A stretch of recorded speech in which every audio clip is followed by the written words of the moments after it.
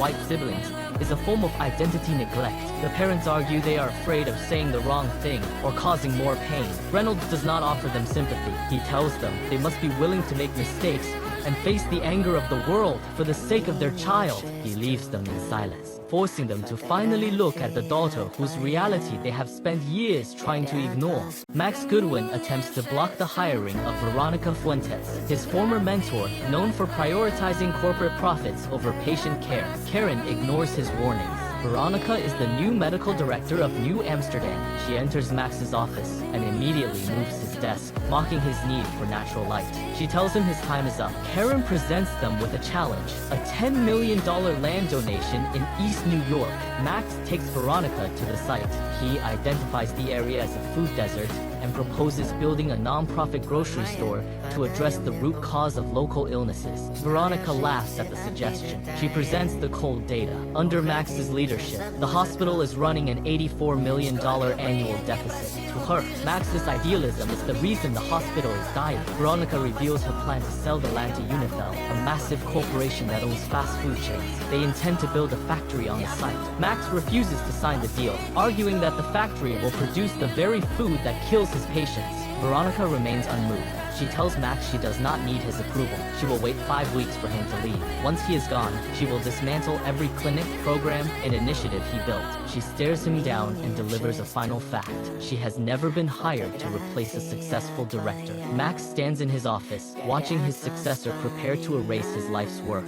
Veronica Fuentes takes control of New Amsterdam and immediately implements a brutal KPI system. She prioritizes prestige and profit, threatening department heads who fail to meet her numbers. Max Goodwin discovers the human cost of her policy when a patient, Mr. Santangelo, dies in the back of an ambulance. The vehicle was speeding 40 blocks outside its jurisdiction for a non-emergency fever. Max finds the dispatch report crumpled in the driver's pocket. The driver confesses. Veronica ordered them to ignore boundaries and snatch patients from across the city to inflate drop numbers and compete with private companies. While this secret death quota causes chaos, Veronica continues her cuts. She shuts down the sickle cell clinic and eliminates the budget for transcranial Doppler machines, leaving children at risk of strokes.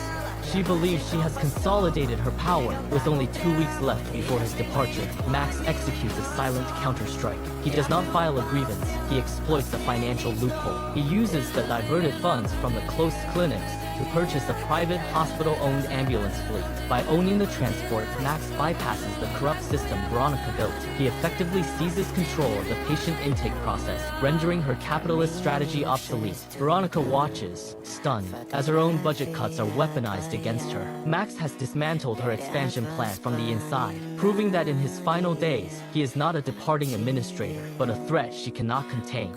Patients across New Amsterdam Hospital collapse into septic shock without warning. Simon Holgate from the CDC identifies the culprit as KPC, a superbug resistant to every modern antibiotic. The death toll rises as the intensive care unit reaches capacity. The medical team attempts a cutting-edge counterattack using CRISPR technology. They deploy the Cas9 enzyme to target and cut the bacteria's resistance genes, attempting to force the infection to self-destruct. The simulation fails. The bacteria continue to flourish in petri dishes, completely unaffected by the genetic intervention. Max Goodwin shifts the investigation from biology to hospital logistics. He focuses on a resident's nickname, the Iceman, and tracks the infection's path through different departments. The team discovers the epicenter is an old, contaminated ice machine. The bacteria have colonized the internal tubing, infecting every patient who consumed the ice. With a colleague on the verge of death, Max reaches for a forgotten weapon, polomycin. The drug was pulled from the market decades ago because it destroys human kidneys while killing bacteria. It is a lethal toxin. Max ignores the ban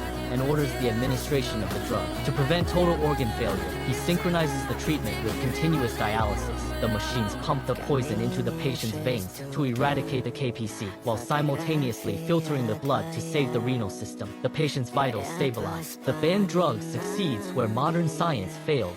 Layla corners Bloom in the hospital hallway and demands a specific number. She knows her residency spot at New Amsterdam was not earned through merit. Bloom tries to deflect, but the pressure holds until she admits the truth. She paid $90,000 as a donation to the dean. Bloom justifies the bribe by claiming the dean ignored Layla's application because she trained in Pakistan. She insists the money only forced the dean to look at Layla's files, framing the corruption as a desperate act to keep them together. The revelation strips Layla of her professional identity. She realizes that while she was performing surgeries, her position was merely a purchased commodity. The clothes she wears and the food she eats were already provided by Bloom, but she believed her career belonged to her. Now, that achievement is erased. The equality in their relationship vanishes, replaced by a cold transaction. Layla stares at Bloom and sees a buyer rather than a partner.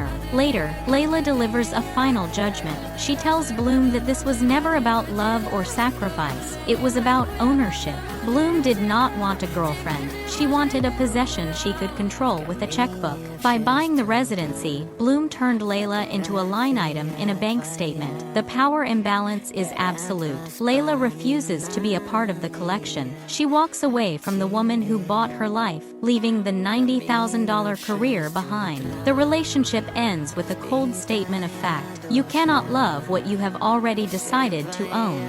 Greg is struck by lightning while hailing a cab in the rain. At New Amsterdam Hospital, Dr. Lauren Bloom treats his burns using standard trauma protocols. Dr. Castries, an integrative medicine specialist, interrupts the procedure to perform acupuncture. Bloom dismisses the needles as a distraction from real medicine. A CT scan confirms Greg has no brain injury, but the imaging captures a shadow in his lung. It is early-stage cancer, discovered only because of the lightning strike. Greg refuses the life-saving surgery. He recounts a history of impossible accidents, a shark attack in a freshwater river, a horse kick while surfing, and 2 lightning strikes. He is convinced he is cursed by the universe. He believes any medical intervention will only trigger a more violent catastrophe. To him, the cancer is not a diagnosis, but a death sentence issued by fate. Bloom attempts to use clinical data to change his mind, but Greg remains paralyzed by his own superstition. Castries shifts tactics. She stops arguing against the curse and starts working within it. She tells Greg the surgery is the final ritual required to break his cycle of misfortune. She promises to remain in the operating room to guard his energy field and ensure the curse is lifted. This psychological pivot works. Greg signs the consent forms. The surgical team removes the entire mass. The pathology reports show clear margins. The man who expected a violent death walks out of the hospital cured. Science provided the cure, but a calculated play on belief provided the access.